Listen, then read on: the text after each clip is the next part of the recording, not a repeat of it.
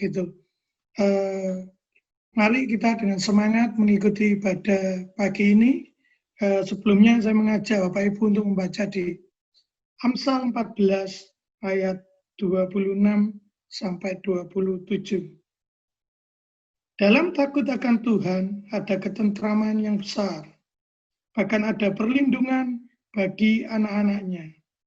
Takut akan Tuhan adalah sumber kehidupan, sehingga orang terhindar dari jerat maut.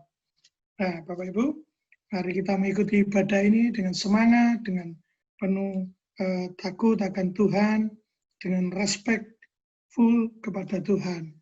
Saya mengajak sebelum kita memulai, kita berdoa dulu. Tuhan Yesus, terima kasih buat setiap kesempatan pagi ini kami boleh beribadah online Tuhan. Tuhan Yesus, biarlah Roh-Mu atas kami semua Tuhan, berbicara atas kami semua Tuhan. Tuhan, biarlah kami mengalami perjumpaan dengan Engkau pribadi Tuhan. Tuhan Yesus, sekali lagi kami berdoa, urapan-Mu atas setiap orang yang melayani pagi ini juga Tuhan, maupun yang mendengarkannya. Tuhan, tutup bungkus setiap peralatan, setiap hal-hal teknis yang ada Tuhan, di dalam nama Tuhan Yesus, supaya ibadah ini bisa berlangsung dengan lancar dan kami bisa terberkati semuanya Tuhan. Di dalam nama Tuhan Yesus, kami mau naik ke gunung yang kudus Tuhan. Izinkanlah kami dan kami mau naik sekarang Tuhan. Di dalam nama Tuhan Yesus, kami menyerahkan ibadah online ini dari awal sampai pada akhirnya.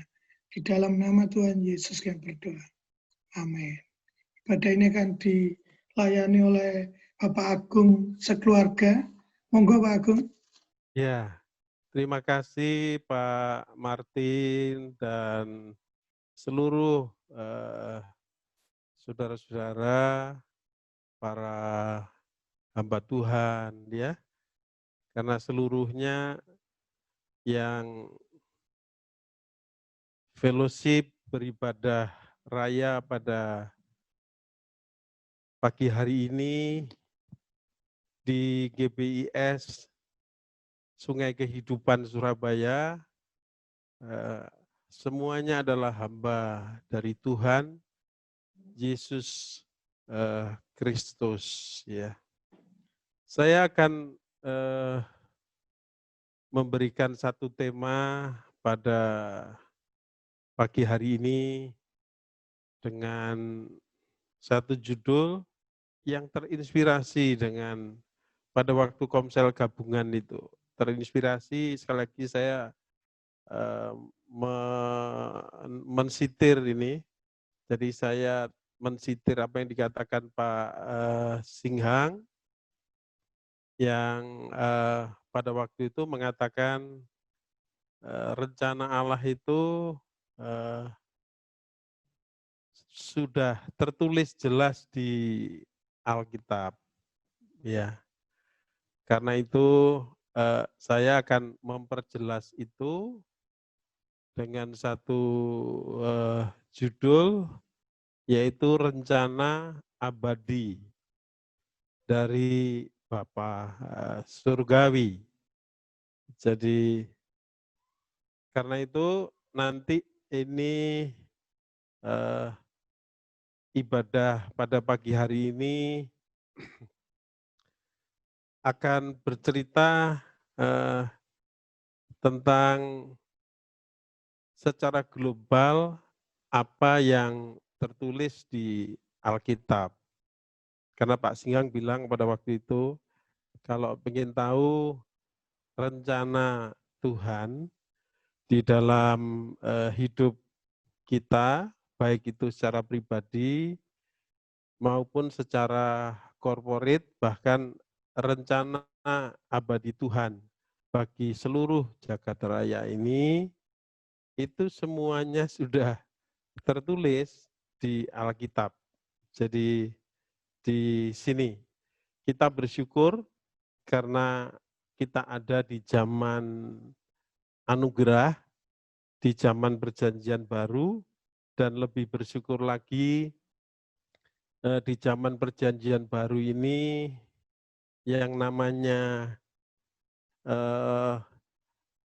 Alkitab ya itu sudah tercetak ya, sudah tercetak begitu rupa sehingga luar biasa, bukan hanya tercetak tetapi tinggal ketik saja, tinggal kita pijat tombol ya, maka sudah kita dapatkan kebenaran firman Tuhan itu. Logos itu sudah tersedia dari kitab Kejadian sampai ke kitab Wahyu.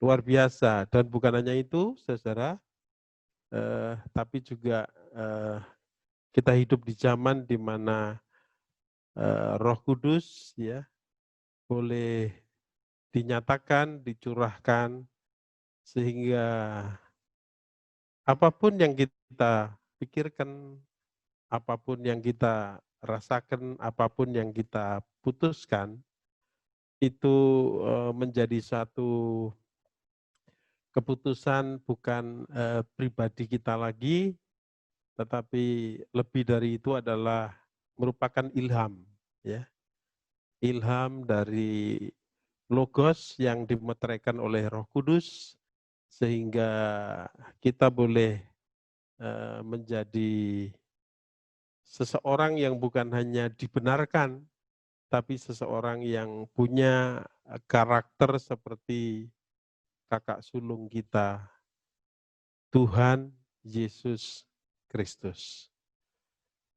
Nah, kita akan melihat pada pagi hari ini gambar yang sering muncul di internet ya, tentang bagaimana suasana di Taman Eden pada waktu itu, ya, di mana Adam dan Hawa pada waktu itu anytime ya bisa bercengkerama dengan Yang Maha Kudus.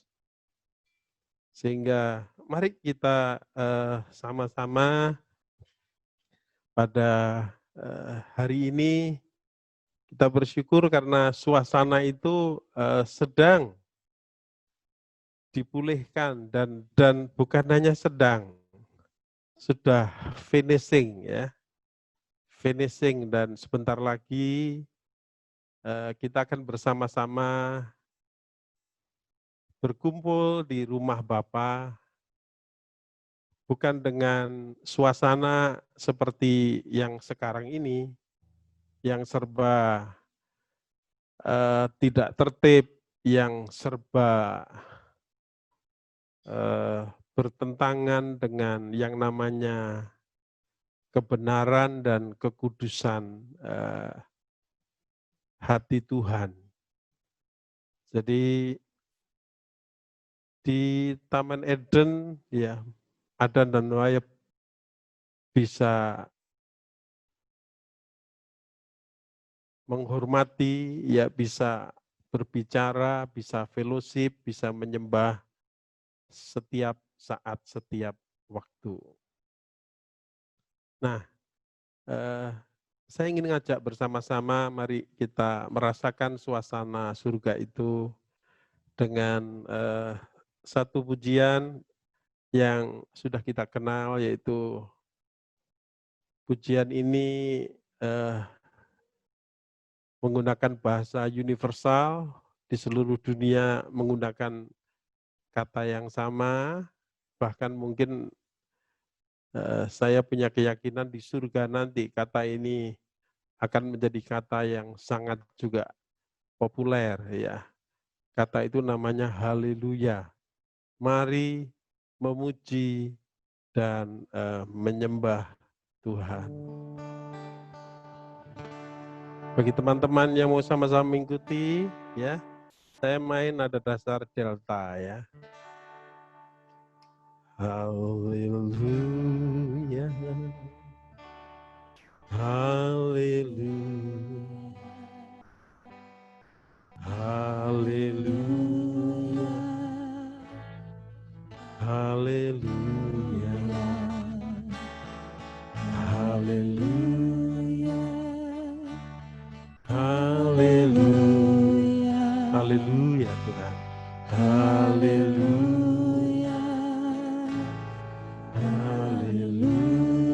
Sekali lagi katakan haleluya. Amin Tuhan. Haleluya. Haleluya. Haleluya. Haleluya. Yes. Haleluya. Haleluya. Haleluya. Katakan haleluya. Haleluya. Haleluya. Haleluya. Haleluya. Haleluya.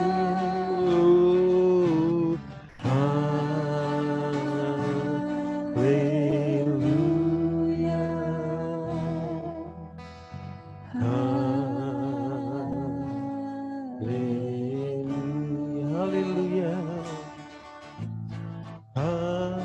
Haleluya. Haleluya. Oh, haleluya.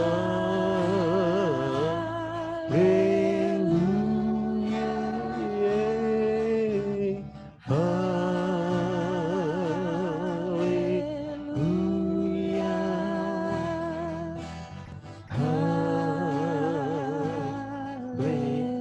Dengan segenap hati lagi katakan haleluya.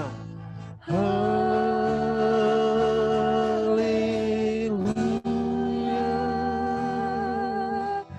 Haleluya.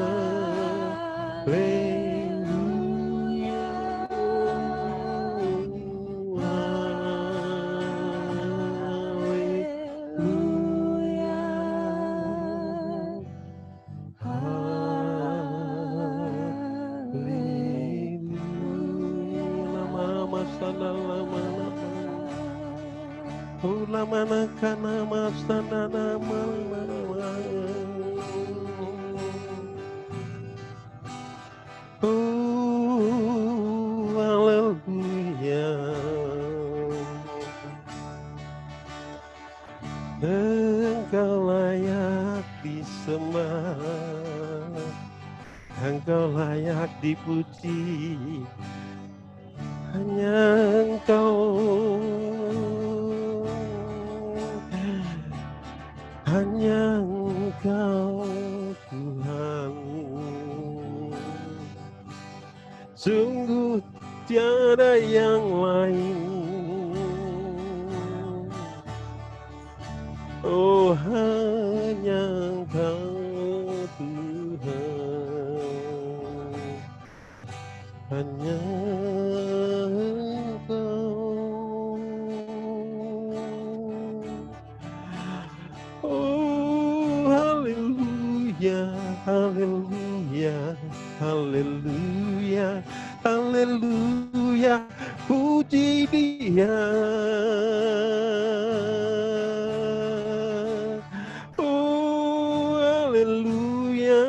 Haleluya, haleluya, haleluya, puji Tuhan. Oh, karena hanya Dia yang layak untuk dipuji.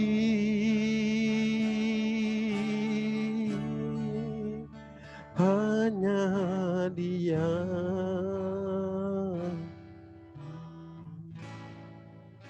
yang layak dipuji.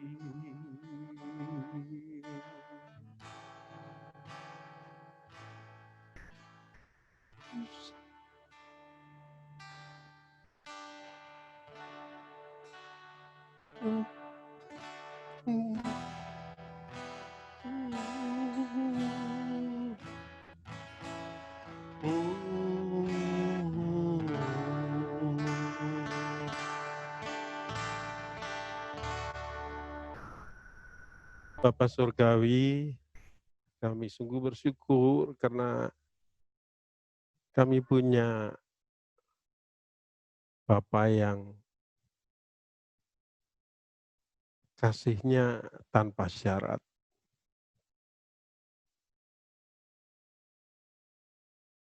Karena itu, di pagi yang indah ini, kami merendahkan hati kami, Tuhan. Kami mengucap syukur, kami mau menghormati kasih karunia yang sudah Engkau berikan kepada kami. Tuhan, seringkali karena Engkau sudah mengangkat kami dari lumpur dosa, Engkau sudah menebus kami, Engkau sudah mengampuni bahkan melupakan dosa kami. Engkau membenarkan kami oleh karena darah-Mu yang tercurah. Engkau bukan hanya menjadikan hamba-Mu kepada kami semua, tapi Engkau mengangkat kami menjadi anak-Mu. Siapakah kami, Tuhan? Kami sesungguhnya ciptaan-Mu, kami debu yang sudah melanggar kehendak-Mu, yang sudah memberontak terhadap Engkau, yang sudah berlaku tidak setia dan tidak percaya kepada firman-Mu. Dan kami berpaling kepada Tuhan kami yang lain, yang sesungguhnya adalah bapak dari segala pembohong. Lucifer, setan, yang membuat nenek moyang kami, Adam dan Hawa, jatuh dalam dosa. Sehingga akhirnya yang Maha Kudus tidak mungkin bersekutu dengan yang tidak kudus. Manusia harus berpisah dengan Engkau ya Bapa. Engkau bertanya di Taman Eden, Adam, di manakah engkau? Adam, di manakah engkau? Sehingga akhirnya Adam harus mengalami kematian. Hawa dan seluruh keturunan Adam dan Hawa harus binasa. Karena firman-Mu mengatakan upah dari dosa adalah maut. Karena itu sekali lagi kami ingin menyembah Engkau Tuhan. Karena Engkau satu-satunya ya Elohim, Yahweh itu. Satu-satunya Tuhan pencipta langit dan bumi yang kasih-Mu tanpa syarat. Engkau layak disembah.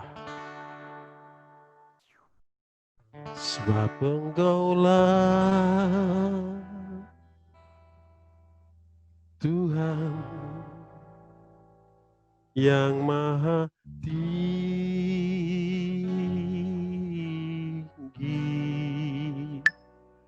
Kau dimuliakan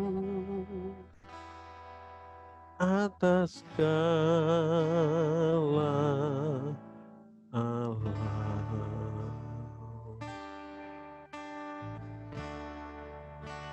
Sebab Engkaulah Tuhan, katakan yang maha tinggi, yang maha tinggi, kau ditinggikan, kau ditinggikan atas segala alam. Katakan kau ku sembah, kau ku sembah, kau ku sembah, kau ku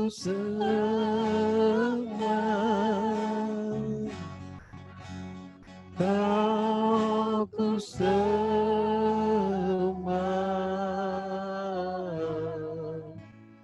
oh Tuhan. Oh, praise God. Kau ku sembah,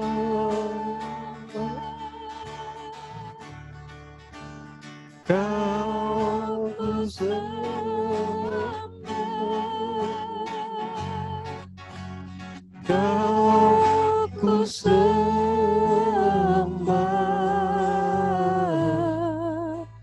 oh Tuhan. Sekali lagi, sebab Engkaulah, sebab Engkaulah Tuhan yang maha tinggi, yang maha tinggi. Kau ditinggikan, Kau dimuliakan atas segala sebab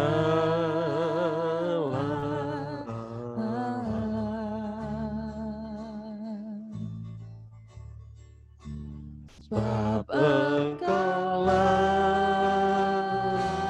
Tuhan yang maha tinggi, yang maha tinggi.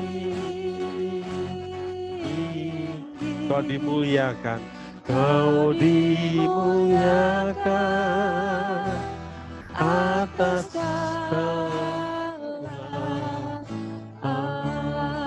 Katakan, kau ku sembah,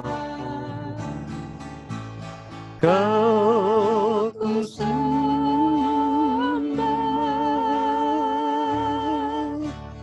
kau ku sembah,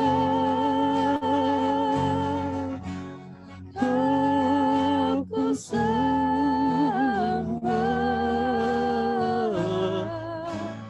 oh Tuhan.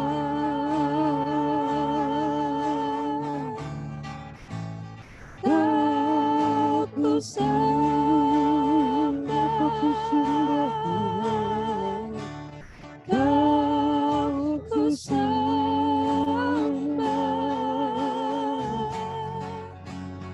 kau ku sembah,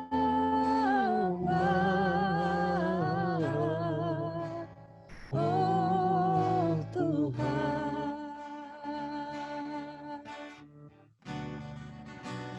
Kau ku sembah,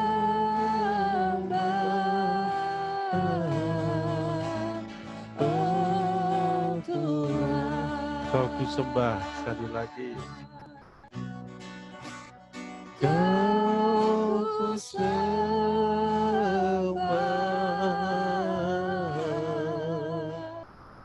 oh Tuhan.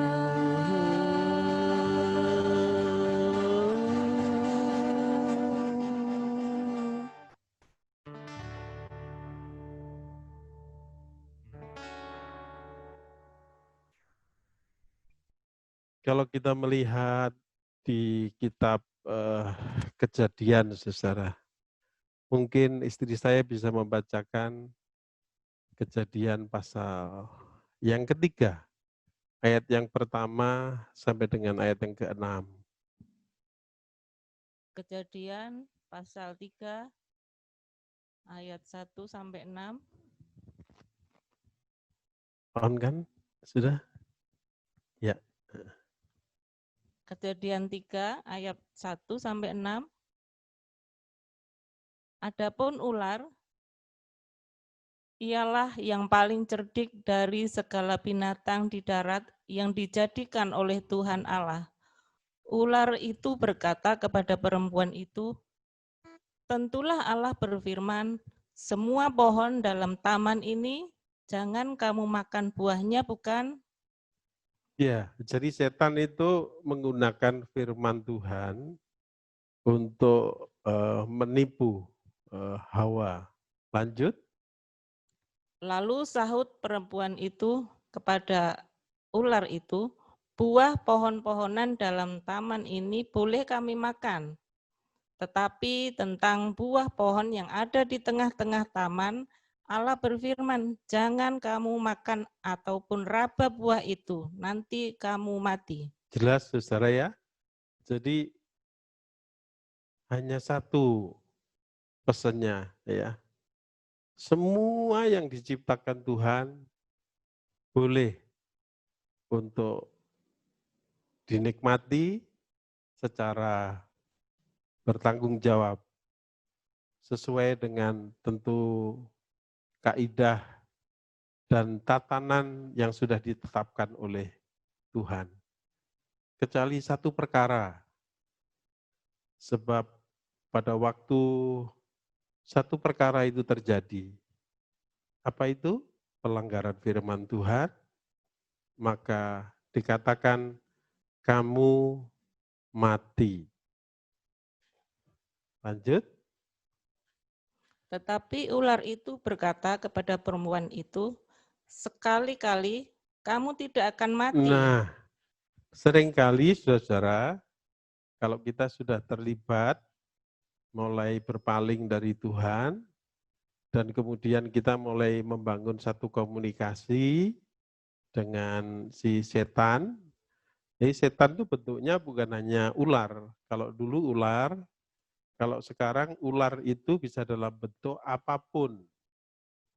Bisa dalam bentuk apapun, termasuk keinginan daging kita, termasuk yang namanya keinginan mata kita. Bahkan yang paling susah adalah termasuk keangkuhan dan kesombongan di dalam manusia lama kita. Jadi itulah yang seringkali paling sulit untuk diterka, ya, karena seringkali menggunakan logika, menggunakan bahkan campuran antara logika dengan firman Allah. Kalau kita sebagai orang percaya, saudara-saudara, saya rasa pasti deh, kalau dengan setan, ya, dengan santet, ya, dan lain-lain, ya kita nggak mungkin ya kita melakukan itu. Tapi setan punya satu pemerintahan, dan di dalam pemerintahan itu tentu ada banyak departemen. Dan salah satu departemennya adalah departemen yang bekerja melalui logika, melalui perasaan, melalui bahkan hati nurani kita yang jernih, yang diciptakan Tuhan untuk tempat di mana Tuhan menyampaikan isi hatinya. Lanjut.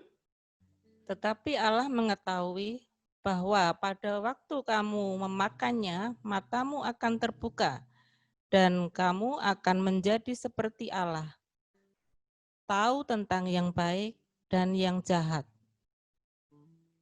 Perempuan itu melihat bahwa buah pohon itu baik untuk dimakan dan sedap kelihatannya. Nah, saudara lihat, jadi pada waktu zaman pertama kali manusia diciptakan, ya, perpelintiran terhadap kebenaran itu sudah terjadi. Saudara, kita lihat di situ bahwa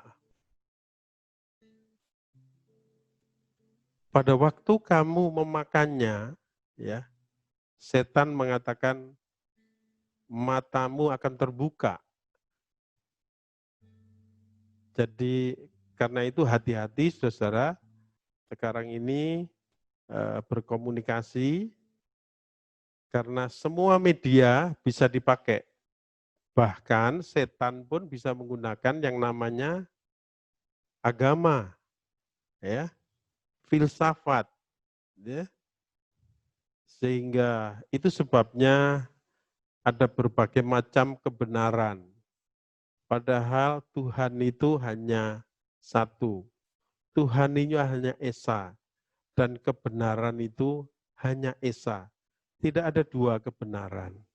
Ya, kalau firman Tuhan mengatakan kamu berdosa, kamu mati. Ya, jadi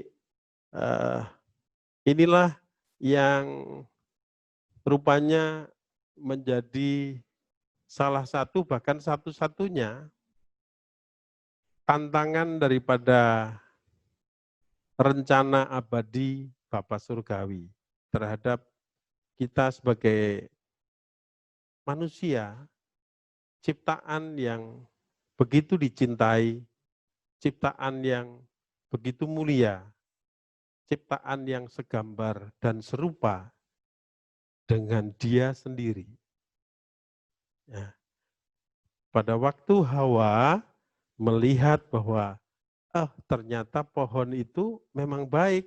Coba lanjutkan. Lagi pula pohon itu menarik hati karena memberi pengertian.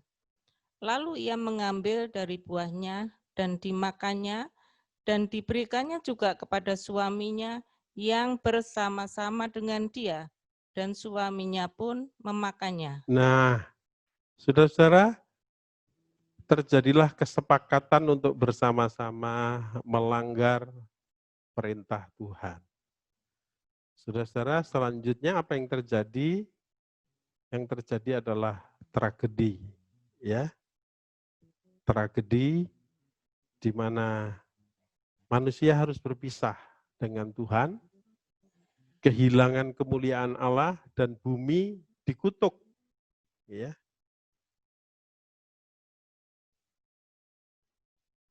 Saudara-saudara, rencana abadi Allah tidak akan pernah gagal. Tetapi Allah sudah terlanjur menciptakan manusia segambar dengan Dia, yaitu memberikan hak prerogatif untuk mengambil keputusan, memberikan satu kehendak bebas. Manusia diberi pikiran, perasaan, hati nurani, diberi kehendak, diberi kemauan, dan bebas memutuskan apa yang menurut manusia itu yang terbaik. Saudara, beberapa kali Tuhan bekerja untuk menyelesaikan rencananya lewat Nuh, ya. Kemudian melalui Abraham. Nah, menarik sekali saudara, Abraham disebut bapak orang percaya. Kenapa saudara-saudara? Seperti yang saya sampaikan beberapa waktu yang lalu, kalau kita belajar kitab Roma itu, salah satu yang menjadi satu tokoh sentral, tentu selain Tuhan, itu adalah Abraham. Abraham disebut sebagai bapak orang percaya. Apakah Abraham hidupnya 100% kudus, saudara? Tentu tidak. Tetapi pada waktu itu di antara umat manusia yang paling memberikan respon terhadap kehendak Bapa adalah Abraham. Itu sebabnya Abraham dipanggil oleh Tuhan dengan satu janji. Ya, coba dibaca Kejadian 12, 1-3 itu. Kejadian 12 ayat 1-3.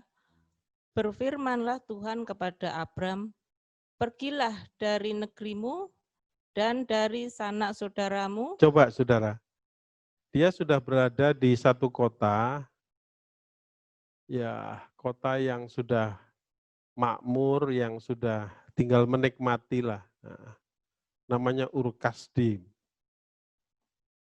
Tapi tiba-tiba Elohim Yahweh, Tuhan, itu pada waktu itu namanya masih Abram ya. berfirman kepada Abram, memerintahkan pergi dari negerimu dan dari sanak saudaramu, saudara-saudara, dan dari rumah bapamu ini ke negeri yang akan kutunjukkan kepadamu. Saudara-saudara, ke negeri yang akan kutunjukkan kepadamu ini artinya tidak langsung ditunjukkan negerinya itu di mana. Betapa memang tepat kalau Alkitab mengatakan bahwa Abraham itu bapak orang percaya. Dia begitu percaya kepada Yahweh, kepada Tuhan, sehingga dia langsung merespon. Ya, itu sebabnya selanjutnya Tuhan memberikan janji, saudara-saudara. Aku akan membuat engkau menjadi bangsa yang besar dan memberkati engkau serta membuat namamu masyhur dan engkau akan menjadi berkat. Aku Terus? akan memberkati orang-orang yang memberkati engkau dan mengutuk orang-orang yang mengutuk engkau, dan olehmu semua kaum di muka bumi akan mendapat berkat. Nah, tolong digarisbawahi, saudara-saudara. Cuman kalau di laptop garisbawahi pakai apa ya? Itulah nggak enaknya kalau laptop. Kalau Alkitab masih bisa, ya. Oke, yang ilmunya canggih baru bisa ngasih garis bawah. Dikatakan di situ, dan olehmu, oleh Abraham, dikatakan semua kaum di muka bumi ini, saya ulangi saudara, semua kaum di muka bumi ini akan mendapat berkat. Saudara, semua kaum itu artinya semua manusia. Jadi kaum yang di sini yang dimaksud adalah kaum yang disebut dengan manusia, bukan yang lain. Jadi ketaatan Abraham ini menjadi kunci sehingga seluruh umat manusia mulai dari Adam sampai nanti yang terakhir pada waktu Tuhan Yesus datang, ya saudara-saudara, itu akan mendapatkan berkat. Berkat apa itu? Berkat yaitu yang namanya berkat keselamatan di dalam Tuhan Yesus Kristus.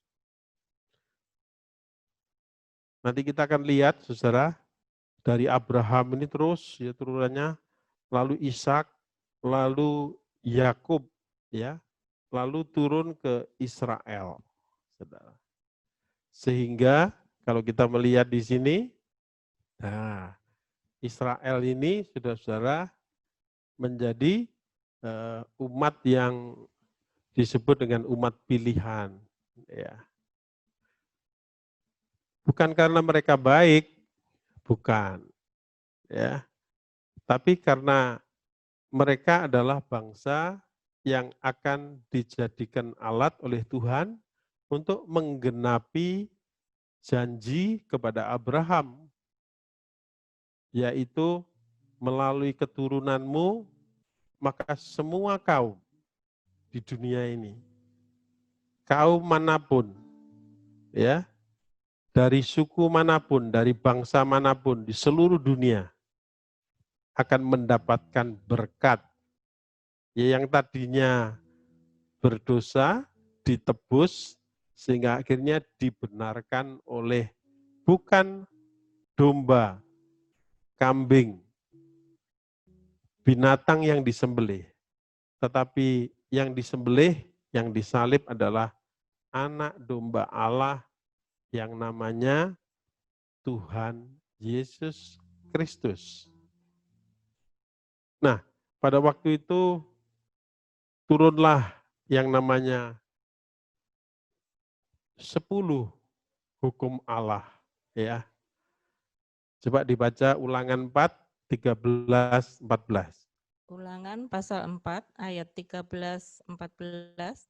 Dan ia memberitahukan kepadamu perjanjian yang diperintahkannya kepadamu untuk dilakukan, yakni ke-10 firman.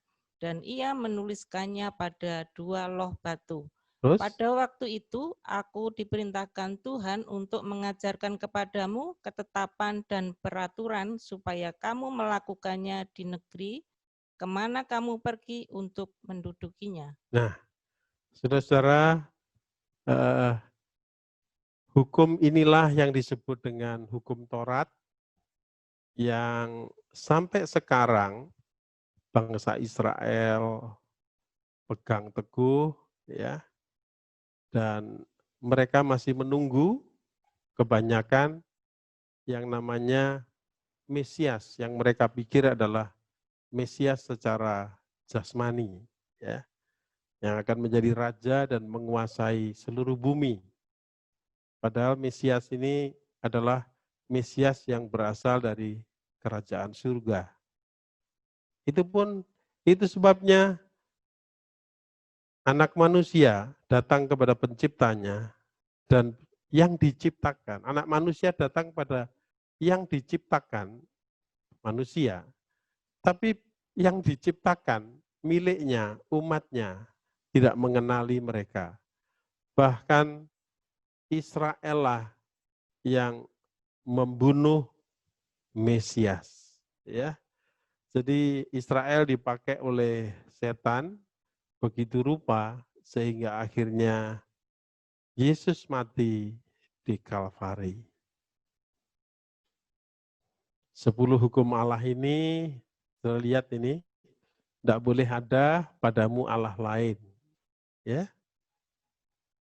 Jangan membuat bagimu patung.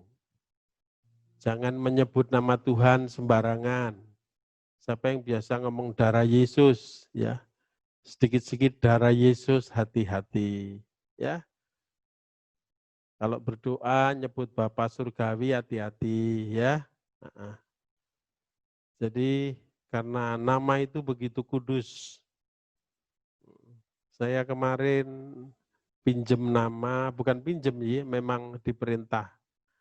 Jadi membuat satu surat atas perintah salah satu pemimpin yang di Surabaya ini. Lalu saya menyebut nama itu dan saya bilang itu ditunggu, ya. Dan ajaib, saudara. Jadi pada waktu nama itu saya sebut, maka mereka yang mengerjakan itu bisa melakukannya dengan segenap hati, dengan segenap kekuatan, sehingga dalam waktu yang singkat, maka perintah itu sudah dilaksanakan. Coba kalau saya pakai nama itu sembarangan, saudara, maka yang punya nama tentu akan marah besar. Dikatakan, ingatlah dan kuduskanlah hari Sabat. Hormatilah ayah dan ibumu. Dan seterusnya. Sampai jangan mengingini milik sesamamu. Ada yang suka ngiri, ingin jadi orang lain, nggak mau jadi sendiri, nggak mau jadi diri sendiri, bertobat. Nah, saudara-saudara, ini bisa dilihat di Keluaran pasal yang ke-20. Ya. Nah, kita masuk ke zaman anugerah, di mana ada seorang yang namanya anak manusia, 100% manusia. Tapi dia bukan manusia dari benih Adam, tapi dia manusia dari benih ilahi yang dititipkan di rahim perawan suci yang namanya Maria. Ya, maksudnya suci itu belum menikah, jadi masih virgin. Ya, bukan suci artinya tidak berdosa, ya. Nah, 100% metabolisme tubuhnya sama dengan kita, saudara. Itu sebabnya saya ingat lagu ini, saudara, kalau zaman anugerah. Dia. Ingat lagu itu? Dia.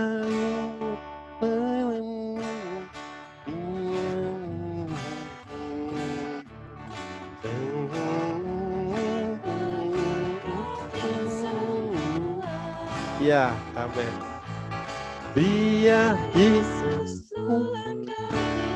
Dia Yesus Allah kami, Sang Penebus Juru Selamat dunia. Dia itu firman Allah yang turun ke dunia dan jadi sama dengan manusia. Namanya siapa?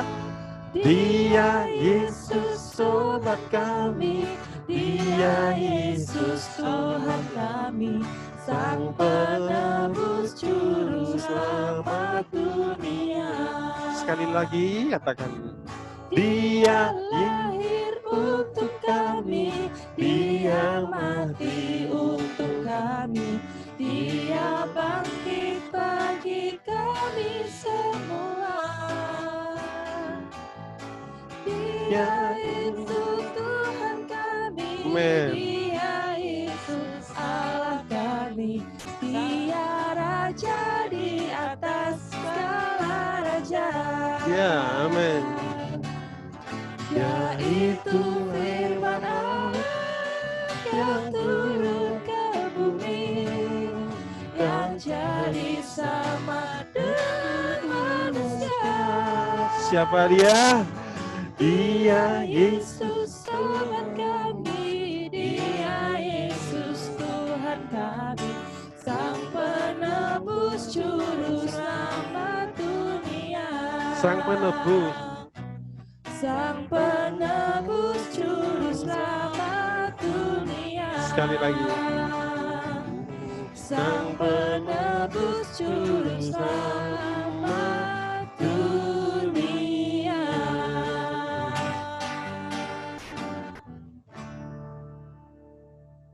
Haleluya, saudara-saudara.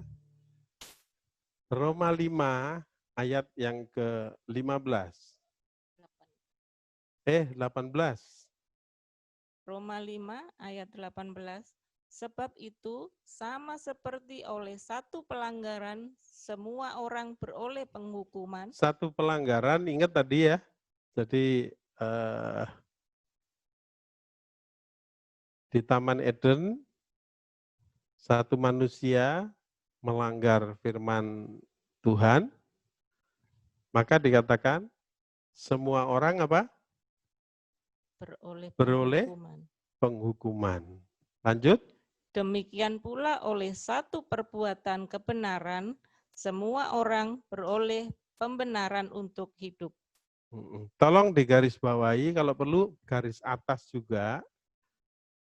Dikatakan bahwa oleh karena satu pelanggaran, maka semua termasuk kita, bangsa manapun, itu mendapatkan penghukuman.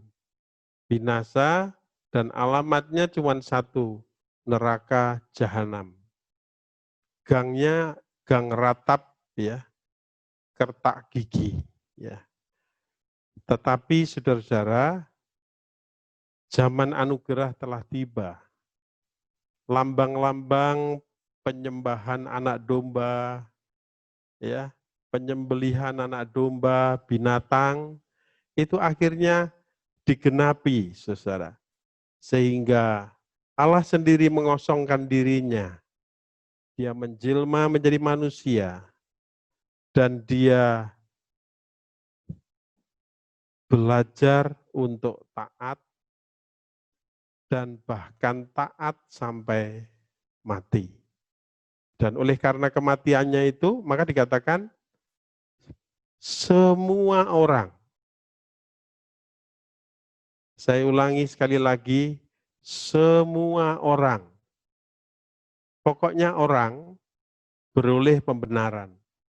Jadi kalau ada di antara kita yang merasa kalau sudah Kristen paling benar, maka itu sombong itu ya.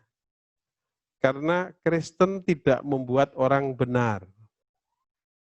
Yang membuat orang jadi benar adalah kematian anak domba Allah, darah Yesus. Jadi kekristenan tidak menghapus dosa manusia. Ya. Termasuk kegiatan agama Kristen tidak membuat orang menjadi benar. Yang membuat menjadi benar adalah darah Yesus. Artinya oleh karena darah Yesus itu, janji Abraham dari Tuhan digenapi. Jadi dari turunan Abraham yang sudah berapa ya umurnya, 100 tahun ya, dijanjiin nunggu sampai berapa puluh tahun itu nggak punya anak, ya. Tapi Abraham tetap percaya sampai akhirnya lahirlah Ishak, lahirlah Yakub, muncullah Israel, dan akhirnya lahirlah Yesus Kristus, anak domba Allah. Jadi jangan pernah merasa kita lebih benar dibanding siapapun. Karena Yesus ya dikatakan di Alkitab tidak datang menebus yang namanya orang tertentu, suku tertentu, tetapi Yesus datang supaya semua orang beroleh pembenaran untuk apa saudara-saudara? Yang harus dibawahi begini, pembenaran ini adalah untuk hidup. Ya, kita lanjutkan. Nah, jadi setelah dibenarkan manusia itu, ya, ternyata bukan terus lalu nggak bisa mati, enggak. Tapi di tengah ketidakpastian di dunia ini, saudara-saudara, ada satu yang pasti, setiap kita adalah akan mati. Siapapun kita, dengan cara apapun, tidak tergantung usia, tidak tergantung penyakit, tidak tergantung apakah sehat, tidak tergantung apapun, ya, anytime kita akan mengalami kematian. Nah, sebelum kita mati, itu adalah satu kesempatan, proses supaya yang namanya pembenaran itu, fasilitas yang Tuhan berikan kepada kita sebagai orang yang dibenarkan, itu membuat hari lepas hari kita menjadi semakin serupa dengan Tuhan. Nah, saudara, coba kita lihat Yakobus 2, 22 sampai 26. Yakobus pasal 2 ayat 22 sampai 26. Kamu lihat bahwa iman bekerja sama dengan perbuatan-perbuatan, dan oleh perbuatan-perbuatan itu iman menjadi sempurna. Jadi ini ayat sebetulnya terkait dengan tema kita tahun lalu ya.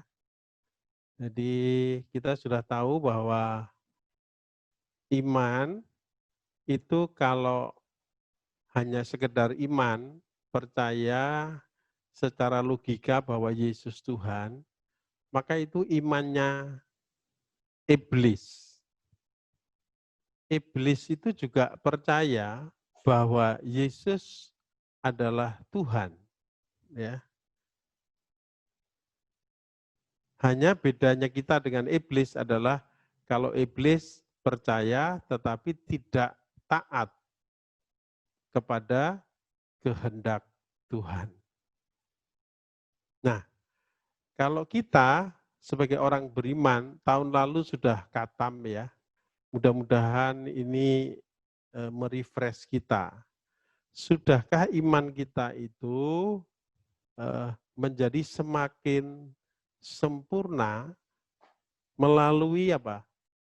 Yang namanya perbuatan-perbuatan sehari-hari kita. Melalui pergumulan-pergumulan. Karena dikatakan, saudara-saudara, bahwa iman tanpa perbuatan itu adalah mati.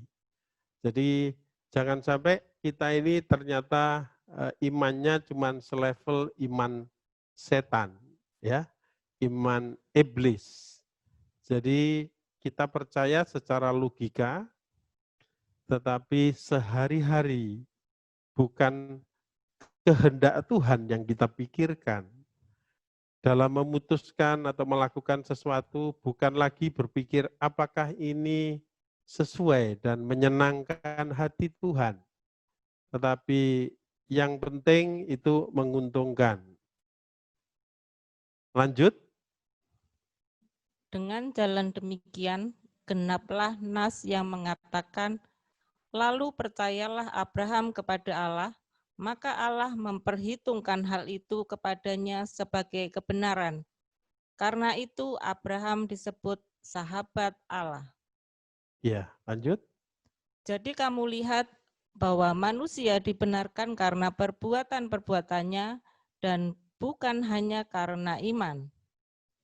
Dan bukankah demikian juga Rahab, pelacur itu dibenarkan? Nah, ini barusan diceritakan oleh Korobet, ya, Pendeta Robert Cahyono. Minggu lalu beliau mengajar kepada kita firman Tuhan, contoh seorang yang ya inspiring, yang menginspirasi, ya. Nah, ini disebut lagi ya di kitab ini. Rahab namanya. Lanjutkan.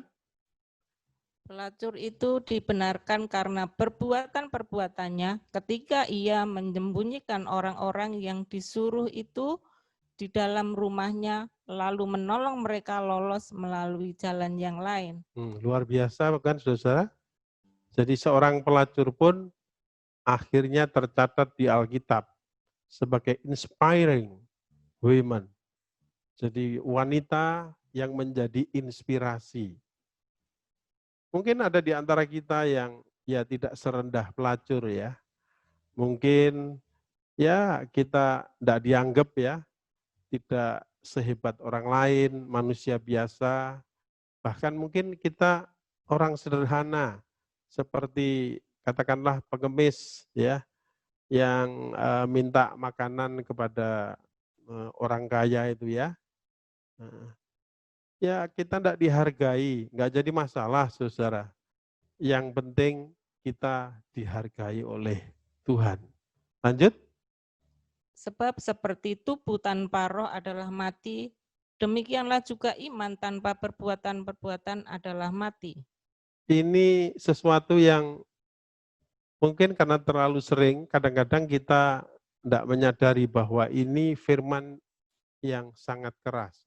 Ini bukan susu untuk bayi atau anak-anak, tapi ini makanan orang dewasa ini, yang mengatakan bahwa iman tanpa perbuatan is dead, ya, mati, ya. Karena itu, saudara-saudara nggak ada pilihan, saudara-saudara. Kita harus betul-betul ingat pada waktu kita bertobat, dibaptis, saudara-saudara. Pada waktu itu sebetulnya baptisan adalah upacara penguburan manusia lama kita. Jadi manusia lama itu harusnya dikubur dan nggak boleh bangkit lagi. Tapi seringkali, saudara, manusia lama yang sudah mati itu bangkit. Sehingga bukan Yesus yang semakin bertambah, yang semakin dewasa. Bukan manifestasi, pikiran, perasaan, dan perilaku Yesus. Bukan representasi atau menjadi saksi Yesus. Tapi seringkali kita menjadi batu sandungan. Karena apa? Karena lupa bahwa pada waktu kita dibenarkan, pada waktu kita ditebus, itu sebetulnya kita dibeli dengan tunai, dibeli dengan cash, dibeli dengan tunai. Saudara, kalau beberapa waktu yang lalu, saudara, saya sempat beli mobil second. Lalu setelah beli, transaksi, deal, lalu dibayar, maka mobil itu, saudara-saudara, otomatis menjadi hak saya, menjadi milik saya. Mau saya apakan, itu tergantung saya. Ya. Bayangkan kalau si pemilik mobil yang lama itu sudah dibeli, ya toh, tapi kemudian tidak dikasihkan, tetap dipakai. Ya. Tapi kalau rusak dan kebetulan butuh bensin, lalu orang itu datang dan minta kepada saya. Sama, kita ini ibarat mobil yang tadinya milik setan, dipakai kebut-kebutan. Pakai nubruk sana, nubruk sini, ya.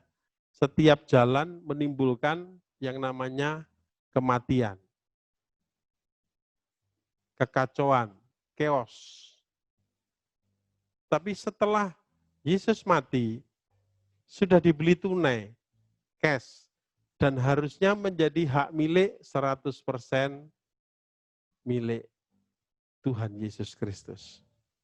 Kita nggak punya hak, ya. Mobil hanya siap untuk dipakai, tapi kita dapat penghargaan. Kita bukan mobil, tapi kita manusia, tubuh kita ini, ya, itu dibeli tunai, ya. Jadi roh kita dibeli tunai dari setan. Kemudian kita mendapatkan satu kesempatan untuk bertumbuh hidup semakin serupa dengan Tuhan Yesus Kristus. Karena itu, pada pagi hari ini, sebelum kita melakukan perjamuan kudus, saudara, mari kita memperhatikan beberapa nasihat yang penting dari firman Tuhan. Ya. Jadi ini ceritanya pelan-pelan dari Kejadian nanti sampai Wahyu, tapi secara global. Ya, secara global. Nanti masing-masing biarlah kita mendalami dan biarlah Roh Kudus nanti boleh memberikan satu rema kepada kita masing-masing. Nah, coba dibaca ini beberapa nasihat, coba Ibrani 12. Ya. Ibrani 12 ayat 1 sampai 17. Nasihat supaya bertekun dalam iman. Karena kita mempunyai banyak saksi bagaikan awan yang mengelilingi kita, marilah kita menanggalkan semua beban dan dosa yang begitu merintangi kita. Nah, kalau kita sadar kita milik Tuhan, maka ya sudah, beban-beban yang selama ini datang dari setan, ya, dosa-dosa yang selama ini kita lakukan, ya kita harus tanggalkan. Beban dan apa yang harus ditanggalkan tuh? Marilah kita apa? Menanggalkan semua beban dan dosa. Nah, semua beban dan dosa, nggak ada pilihan. Kita mau 100% ikut Tuhan atau tidak sama sekali. Karena harga Tuhan Yesus itu adalah seharga segenap. Tidak lebih dari itu. Segenap hati, segenap jiwa, segenap tubuh, segenap kekuatan, segenap apapun yang kita punya. Itu kita serahkan semua kepada Tuhan. Dan hak kita cuma satu, memberikan hak yang masih tersisa. Jadi artinya saudara-saudara, manusia lama kita sudah selesai, yang ada sekarang manusia baru. Hanya manusia baru ini masih tinggal di tubuh yang lama. Sehingga kalau kita semakin mendekati kematian, itu semakin mendekati hari kebahagiaan. Karena Paulus berkata, bagi orang yang hidupnya untuk Kristus, maka kematian itu keuntungan. Karena dengan kematian itu, maka Tuhan bisa mengganti dengan tubuh yang sempurna, tubuh yang baru, tubuh yang abadi. Lanjutkan.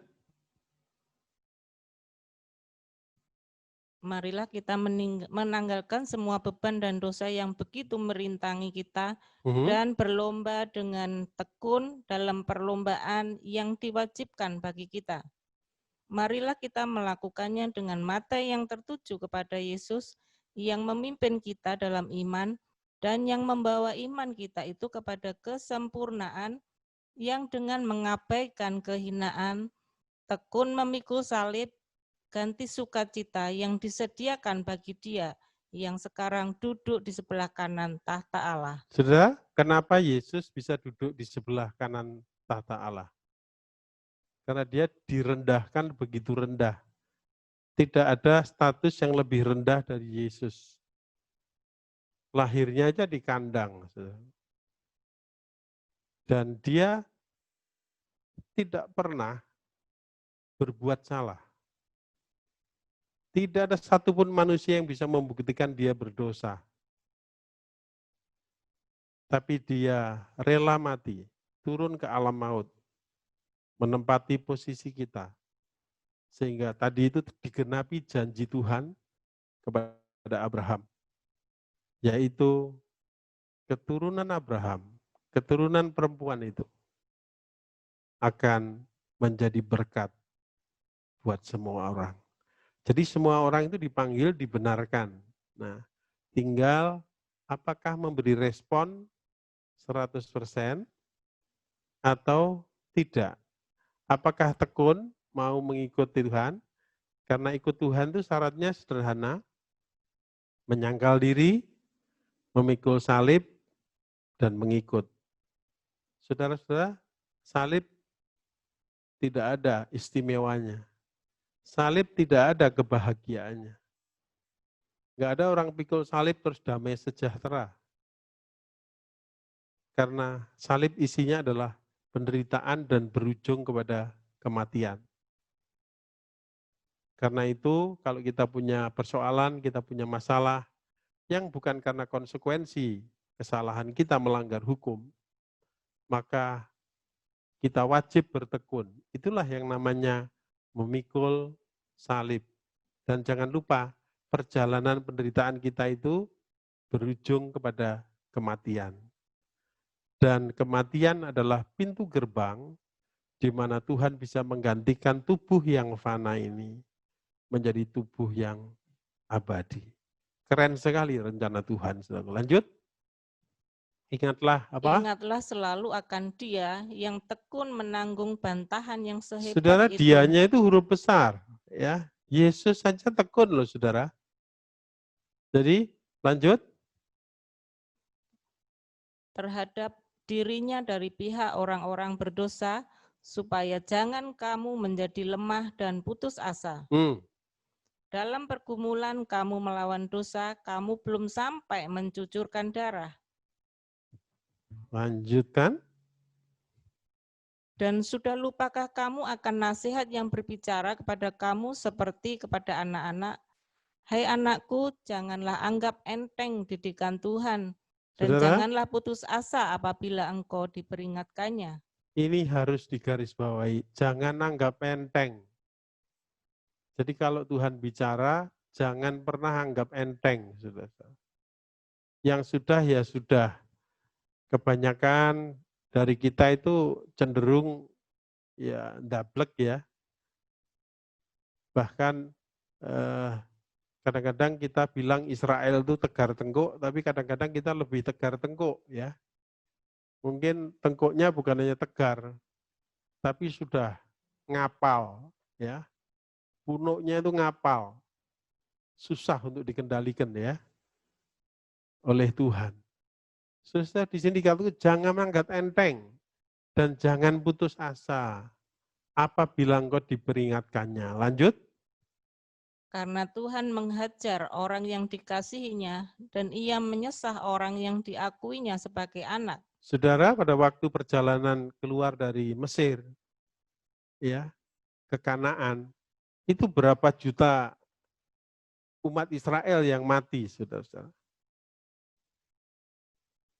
Begitu mereka melanggar, itu langsung hukuman datang. Bahkan Ananias dan Safira itu begitu bohong, langsung mati. Nah, sekarang ini zaman anugerah. Hati-hati saudara, ya, jangankan Tuhan, manusia aja kalau sudah diem, dia tidak marah, berarti dia kemarahannya itu dipendam. Jadi Allah sekarang ini ya membiarkan banyak orang yang kurang ajar terhadap dia, ya, yang berlaku jahat, berlaku kejam terhadap sesama. Sekarang ini zaman seakan-akan yang justru berbuat benar menderita, yang berbuat tidak benar mereka itu justru berbahagia. Hati-hati, kalau Tuhan diam, itu murkanya nanti akan berlipat-lipat munculnya. Lanjut. Jika kamu harus menanggung ganjaran, Allah memperlakukan kamu seperti anak. Di manakah terdapat anak yang tidak dihajar oleh ayahnya? Tetapi jikalau kamu bebas dari ganjaran yang harus diterita setiap orang, maka kamu bukanlah anak, tetapi anak-anak gampang. Nah, saudara, kalau kita nggak mau diganjar, nggak mau dididik, maka kita disebut dengan anak gampang. Ya. Dan anak gampang ini tentu ya masa depannya akan berbeda dengan anak yang nurut, yang tekun, dan ikhlas dihajar oleh Tuhan. Ya, masa depannya udah jelas ya. Yang satu arahnya ke rumah Bapak, yang satu arahnya rumah Bapak juga, tapi Bapak segala pembohong. Lanjut.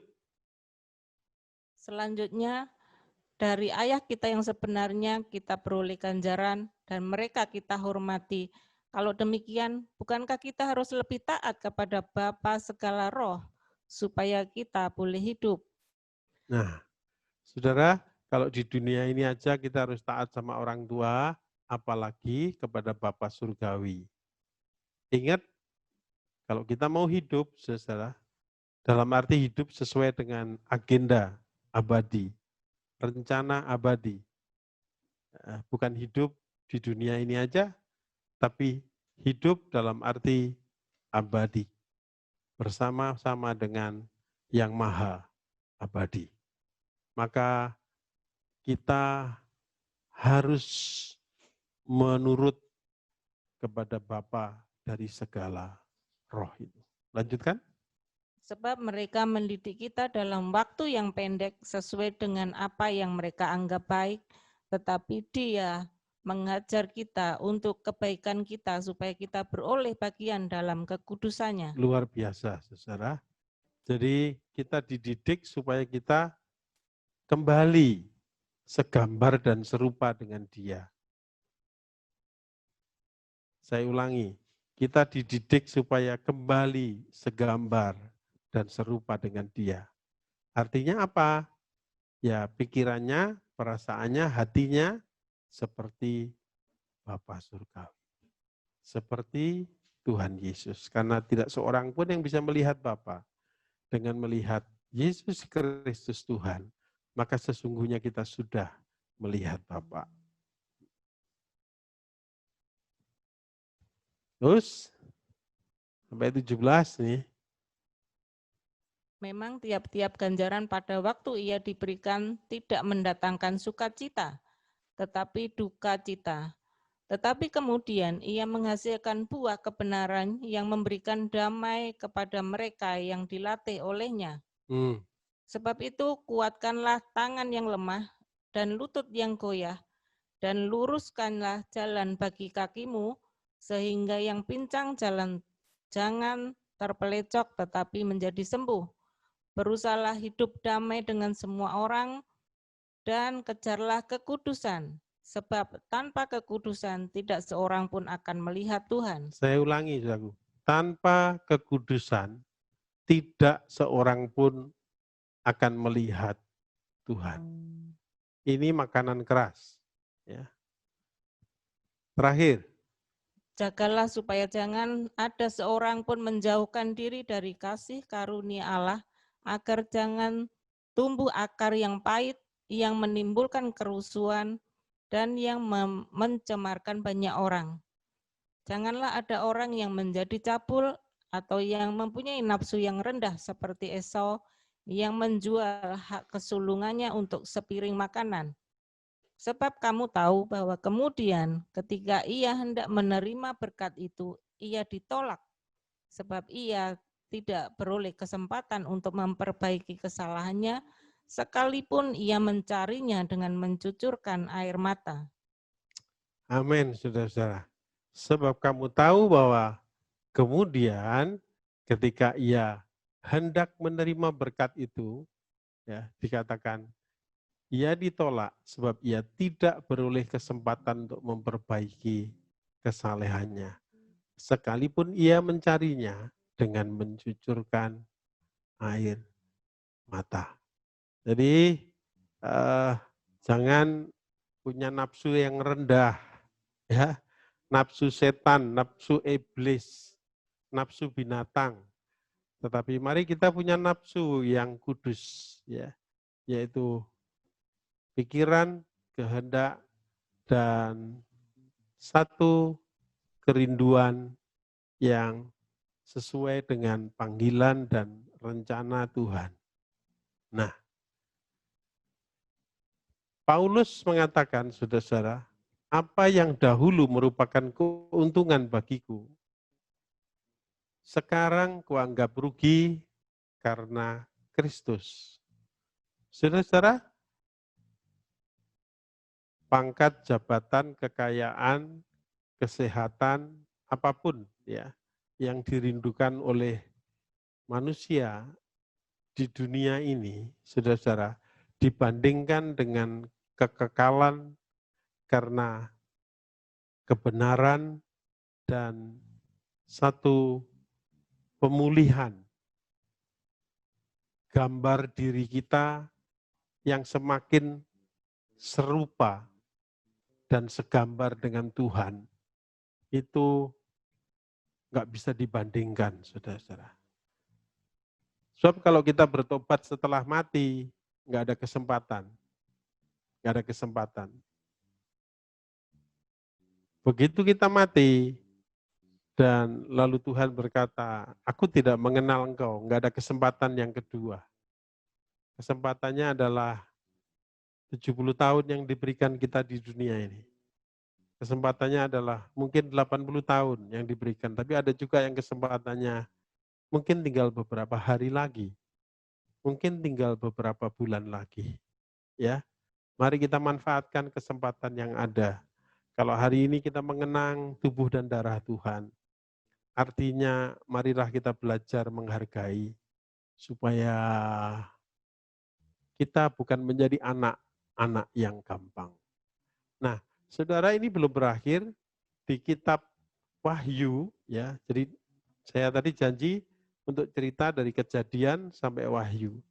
Jadi Alkitab itu luar biasa, yang ngarang itu, waduh, sak Dayak Kerap, dalam jangka waktu ribuan tahun, tetapi itu terintegrasi begitu sempurna, dan tidak ada satupun kesalahan, dan tidak ada satupun nubuatan yang tidak digenapi.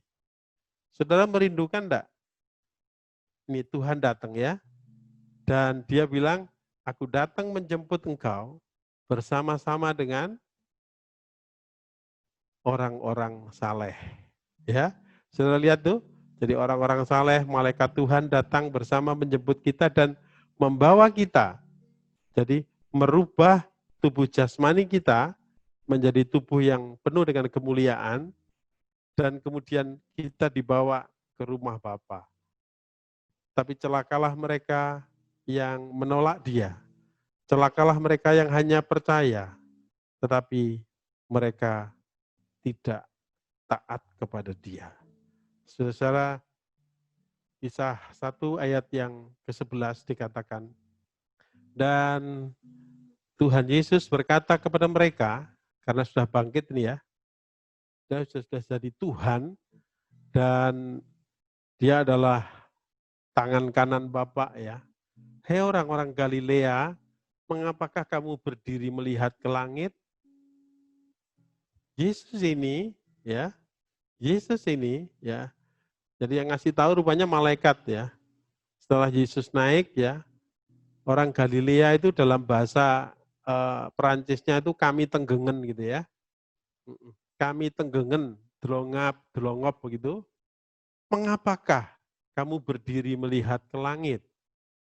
Tuhan Yesus ini, Mesias ini, yang terangkat ke surga ini, yang meninggalkan kamu, akan datang kembali dengan cara yang sama, seperti kamu melihat dia naik ke surga. Saudara, Wahyu 3 ayat yang ke-20, ini sebagai ayat penutup. Ya, ayat ini mengatakan, saudara-saudara, bahwa aku berdiri di muka pintu, ya, dan mengetuk, ya. Jangan lupa ini kitab Wahyu ya. Jadi bukan berbicara tentang kelahiran baru, tapi ini pemberitahuan bahwa dia mau datang, dia memberikan ketukan. Ketukannya itu dalam bentuk tsunami, ketukannya dalam bentuk COVID, ya. Ketukannya dalam bentuk gempa bumi. Saudara, sebentar lagi diperkirakan ada tsunami yang berlangsung biasanya 600 tahun sekali di pantai selatan Pulau Jawa, ya. Yang diperkirakan itu tingginya bisa sampai 20 meter, ya.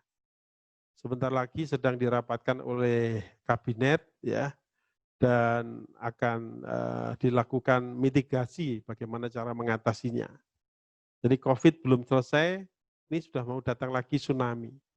Ketukan-ketukan ini terus, ya.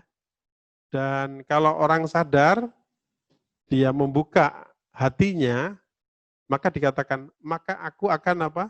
Mendapatkan. Ya, nanti cek ya. Aku akan mendapatkan, ya. Kata-katanya gimana? Aku akan masuk mendapatkan. Jadi kita itu dijemput, jadi ditemukan, didapatkan begitu. Dan akhirnya kita dibawa untuk ke pesta perjamuan anak domba untuk makan dan minum bersama-sama, saudara-saudara. Karena itu, mari kita mempersiapkan perjamuan kudus, ya. Dan kita sama-sama menyanyikan satu pujian, ya, yaitu mari kita masuk dengan hati yang kudus, ya. Ku masuk ruang Maha Kudus dengan darah anak domba. Pada waktu Yesus mati, tirai bait Allah terbelah menjadi dua-dua.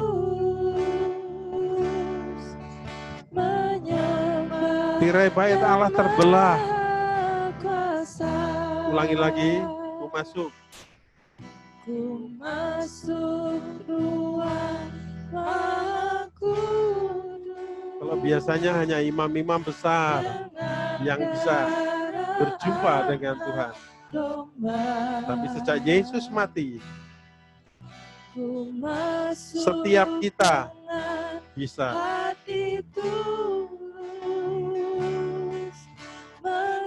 Tapi bukan hanya dengan iman. Ku menyembahmu, ku menyembahmu,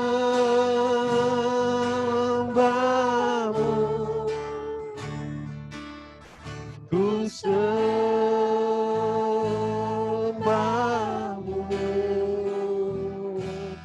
ku menyembahmu. Bukan hanya dengan iman, tapi dengan kekudusan,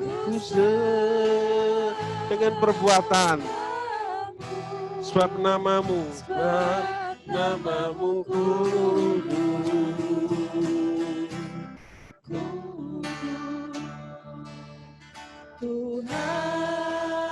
Sebab namamu kudus. Sebab namamu kudus.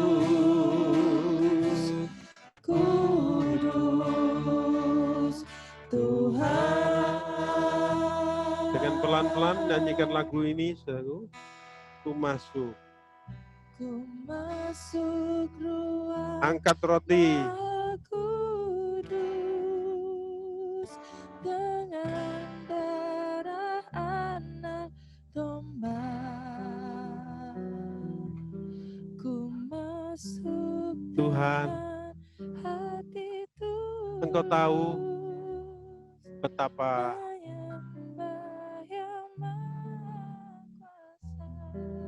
luar biasanya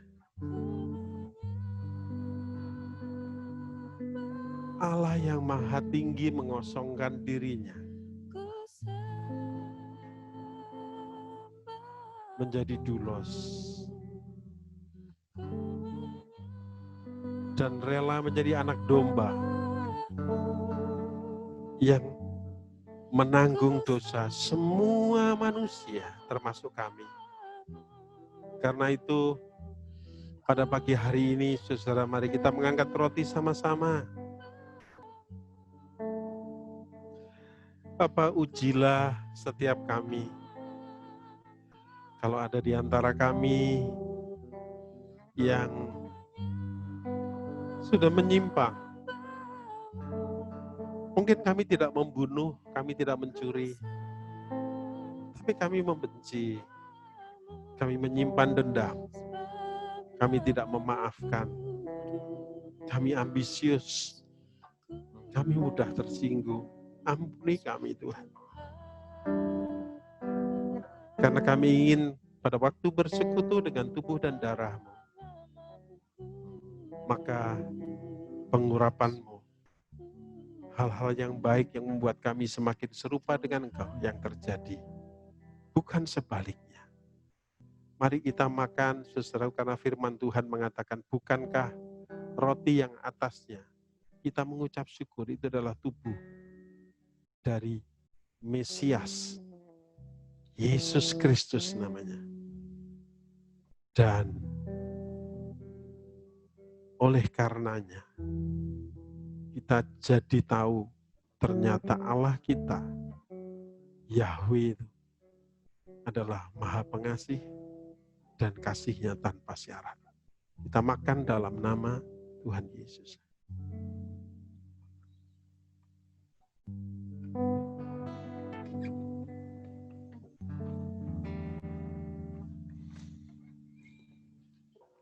Selanjutnya mari kita mengangkat sama-sama, saudara-saudara.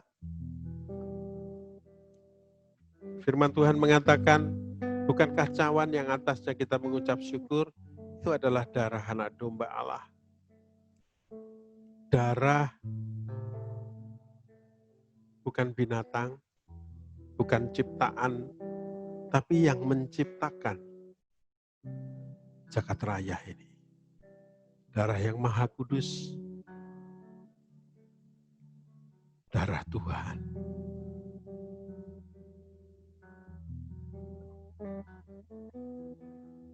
Oleh darahnya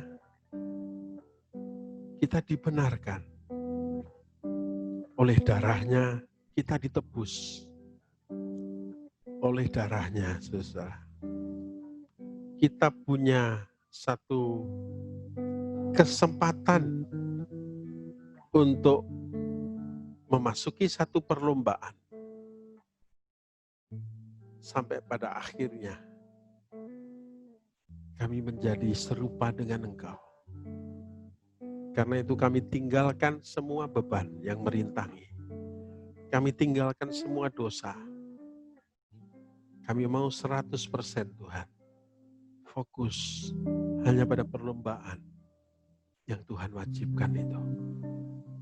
Hanya agendamu yang ada di dalam pikiran, perasaan, dan hati kami. Tidak ada yang lain. Mari kita minum bersama-sama dalam nama Tuhan Yesus. Haleluya Tuhan. Mari kita katakan ku sembah. Ku menyembahmu.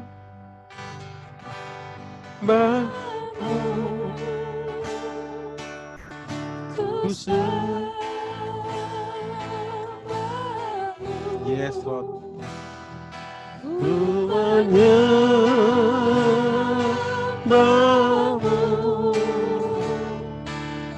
Ku sembah sebab namamu kudus, kudus Tuhan. Sebab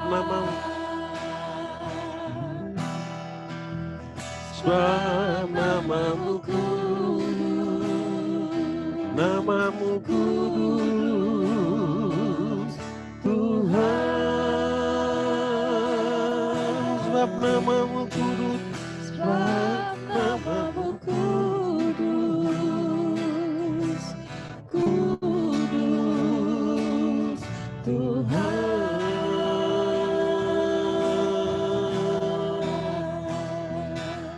Oh, namamu, hanya namamu kudus Tuhan. Tidak ada yang lain, sembah Dia. Hanya namamu, hanya namamu yang kudus, yang layak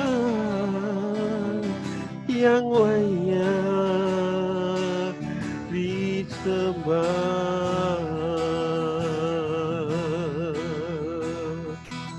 Ya nama-nama Rama Sanda Kataka Rama Sanda Lama Taka Sindi Didi Kimakara Matuku Suno Nomo Rama Takala Masana Nana.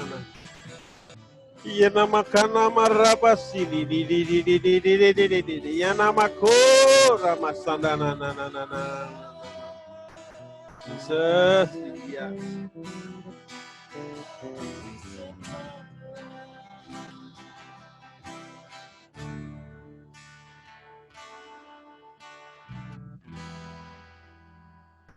Makasih Tuhan, biarlah mulai hari ini kami memulai sesuatu yang baru. Yang lalu, yang lama sudah lewat. Mulai hari ini Tuhan, kami mau taat tekun seperti Abraham. Dan melalui kami akan muncul Yesus yang baru. Melalui kami akan muncul murid-murid Tuhan yang baru. Dalam nama Bapa, Putra, dan Roh Kudus, kami mengucap syukur, yaitu dalam nama Tuhan Yesus Kristus. Kami mengucap syukur Tuhan untuk apapun yang terjadi. Karena segala sesuatu bekerja bersama-sama, mendatangkan kebaikan bagi orang yang mengasihi, yaitu orang yang terpanggil sesuai dengan rencanamu yang abadi. Haleluya. Amin. Saya serahkan kembali kepada Pak Martin. Tuhan memberkati kita semua. Terima kasih banyak Pak Agung. Terima kasih juga kepada seluruh dari keluarga Pak Agung, dari Bu Ati, juga Grace, juga Ruth, Joyce, Mary yang melayani bersama-sama kita pagi ini. Cukup luar biasa sekali Pak Agung, kami diberkati Tuhan atas pelayanannya. Puji Tuhan. Pagi ini saya juga mau mengumumkan beberapa hal gitu ya. Dari teman-teman rekan-rekan kita yang di Creative Ministry, di Creative Ministry ini akan ada beberapa terobosan-terobosan, ada beberapa hal baru. Mungkin jemaat bisa mengikutinya di IG dan pengumuman yang berikutnya yang akan disampaikan melalui komsel-komsel gitu ya. Jadi nanti ada beberapa hal-hal baru. Kami minta untuk setiap jemaat mungkin bisa mendukung acara ini, bisa mendukung setiap tim kreativitas, dan kami berharap semua dari tim kreativitas ini, kami berbuat ini supaya bisa memberkati seluruh jemaat dan bisa memberkati semua orang yang memfollow, yang mengikuti kegiatan-kegiatan role di IG maupun di YouTube dan sebagainya. Gitu ya. Kegiatan dari Gereja Role pada minggu ini, hari Selasa dan Rabu ada komsel IR1, jadi bisa dilihat di pengumuman di situ, di IR1 hari Selasa dan Rabu. Jadi teman-teman Bapak Ibu yang di IR1 diharap bisa mengikuti, nanti juga akan diingatkan melalui grup-grup yang ada juga. Terus hari Kamis kita ada IG Live, IG Talk jam 7 malam. Ada hal-hal yang menarik juga yang akan dibicarakan di sana, topik-topik menarik. Bapak Ibu bisa bertanya pada narasumber-narasumber yang ada, dan narasumbernya cukup bagus juga gitu ya. Kemudian pada hari Sabtu itu ada komsel untuk ibadah raya teman-teman di ibadah raya 3. Jadi adik-adik yang di ibadah raya 3 diharapkan siap dan bisa mengikutinya gitu. Nanti akan dijelaskan oleh Mas Yusuf gitu ya di grup-grup yang ada. Harap semuanya bisa mengikutinya gitu. Itu kegiatan kita dalam seminggu ini, dan minggu depan juga ada ibadah online jam 9, dan ada juga ibadah anak jam 11 siang. Setelah ini Bapak Ibu, buat rekan-rekan yang masih ada di YouTube, bisa setelah ibadah ini bisa bergabung, berjoin dengan kita di Zoom. Kita akan saling menyapa, kita akan saling berbagi sebentar sebagai satu keluarga di role ini. Oke. Dan yang terakhir, mungkin saya akan mendorong Bapak Ibu untuk bahwa kita akan memberikan persembahan perpuluhan kita sebagai bukti bahwa kita mempercayai Tuhan, kita melaksanakan apa yang firman Tuhan ajarkan dalam kehidupan kita, gitu ya, bahwa kita akan memberikan yang terbaik untuk Tuhan. Mari saya mengajak Bapak Ibu untuk berdoa untuk persembahan ini. Terima kasih Tuhan Yesus buat kesempatan-Mu untuk kami boleh datang sekali lagi ke hadirat-Mu, mempersembahkan yang terbaik Tuhan. Biar persembahan kami itu sama seperti persembahan Habil Tuhan, yaitu memberi yang terbaik hanya untuk Engkau Tuhan. Dan yang terbaik untuk Engkau Tuhan. Sebagai bukti cinta kami Tuhan. sebagai bukti iman kami kepada Engkau Tuhan Yesus. Terima kasih Tuhan, beri hikmat-Mu atas setiap orang yang mengelola keuangan di rol ini Tuhan. Sehingga berkat-Mu ini Tuhan bisa sesuai dengan rencana-Mu, digunakan untuk kemuliaan-Mu Tuhan. Terima kasih Tuhan, di dalam nama-Mu kami mengucap syukur dan berdoa. Amin. Oke, untuk yang selanjutnya doa berkat, saya minta persilakan Bapak Pendeta Robert bisa memberikan doa berkat.